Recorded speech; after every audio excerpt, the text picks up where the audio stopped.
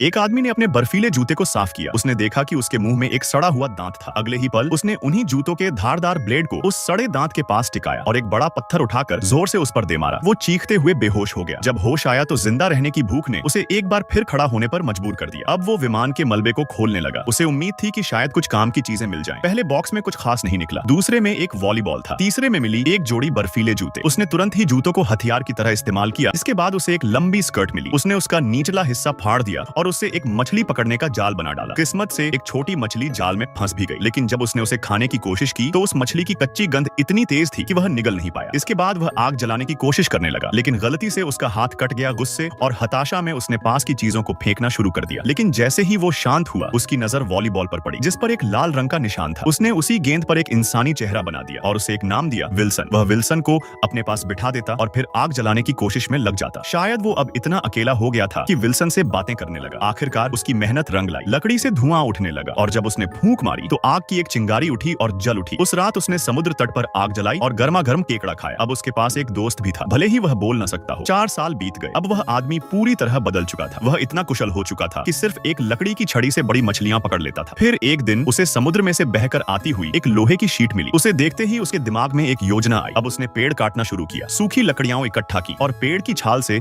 रस्सियां बनाई। यहाँ तक कि पुराने वीडियो टेप को भी उसने फाड़कर उनसे और लंबी रस्सियां बना डाली, लेकिन फिर भी रस्सी कम पड़ रही थी। अब उसने विल्सन की ओर देखा, जैसे अपने किसी पुराने दोस्त से बहस कर रहा हो। आखिर में उसने पहाड़ की चोटी पर चढ़ाई की और वहां से वह रस्सी उतार ली, जिससे वो पहले कभी आत्महत्या करने वाला था। जाने से पहले उसने विल्सन को अच्छे से सजाया, पत्थरों की दीवार पर एक अलविदा संदेश उकेरा और फिर विल्सन को नाव के सामने बांध दिया। उसने उस एकमात्र पार्सल को भी साथ रखा जिसे उसने आज तक कभी खोला नहीं था। अब वह समुद्र की ओर निकल पड़ा।